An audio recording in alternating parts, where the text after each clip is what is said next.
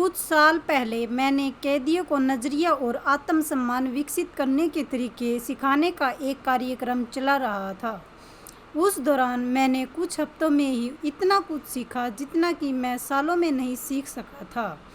2 सप्ताह तक मेरे कार्यक्रम में भाग लेने के बाद एक कैदी ने मुझे रोक कर कहा, शिव, मैं कुछ ही हफ्तों में जेल से रिहा होने वाला हूँ। मैंने उससे पूछा कि उसने नज़रिया बनाओ कार्यक्रम से क्या सीखा। वह कुछ देर सोचता रहा। उसके बाद उसने कहा कि वह अब अपने बारे में अच्छा महसूस कर रहा है। मैंने कहा, मेरे लिए इस अच्छा शब्द का कोई मायने नहीं है। मुझे यह बतलाओ कि तुम्हारे व्यवहार में खास बदलाव क्या आया है। दरअसल मेरा मानना है कि यदि सीखने वाले के व्यवहार में बदलाव न आए तो यह नहीं माना जा सकता कि उसने वास्तव में सीखा है। उस कैदी ने मुझसे कहा कि अब वह हर रोज़ बाइबिल पढ़ता है। तब मैंने उससे पूछा कि बाइबिल पढ़ने का उस पर क्या असर पड़ा है। उसने जवाब दिया कि अब वह खुद को खुद, अपने साथ और दूसरों के साथ बेहतर महसूस करता है। ऐसा उसने पहले कभी महसूस नहीं किया था। मैंने उससे कहा, यह तो ठीक बात है, लेकिन सबसे ज़रूरी यह है कि जेल से छूटने के बाद तुम क्या करोगे। उसने कहा कि वह समाज का एक जिम्मेदार सदस्य बनने की कोशिश करेगा। मैंने अपना सवाल दोहराया तो उसने फिर वही जवाब दिया। मैंने उससे कहा, एक बार पूछा, जेल से छूटने के बाद तुम क्या करोगे।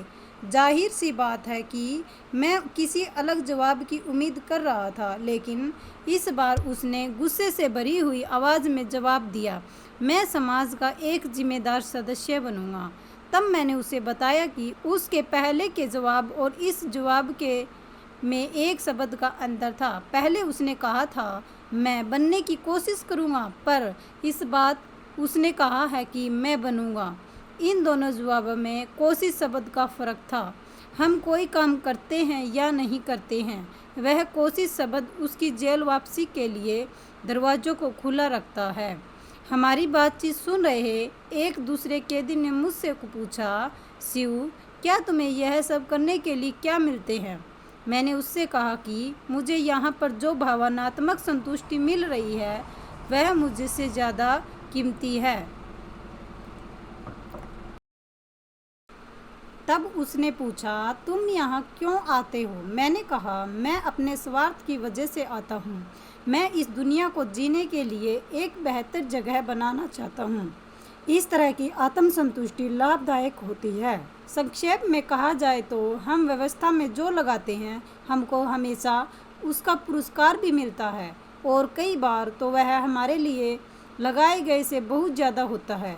लेकिन हमको लगाते समय बदले में कुछ पाने की इच्छा नहीं रखनी चाहिए। एक और कैदी ने कहा, लोग जो करते हैं वह उनका निजी मामला है। अगर कोई नशीली दवाई लेता है तो इससे तुम्हारा क्या लेना देना है। तुम उन्हें उनके हाल पर क्यों नहीं छोड़ देते हो। मैंने जवाब दिया, मेरे दोस्त, मैं तुमसे सहमत नहीं हूँ, फिर भी मैं तुम्हारी यह बात मान लूँगा कि उससे मेरा कुछ लेना देना नहीं है। लेकिन क्या तुम मुझे यह गारंटी दे सकते हो कि जब भी कोई नशीली दवाई खाकर कार चलाएगा तो उसकी कार केवल पेड़ से टकराएगी। तुम इसकी गारंटी दो तो मैं तुम्हारी बात मान लूँगा।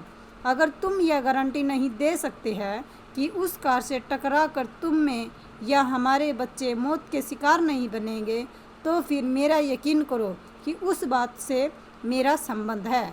मुझे उस आदमी को सड़क से दूर रखना होगा। यह मेरी ज़िंदगी है, मैं जो चाहूँगा वही करूँगा।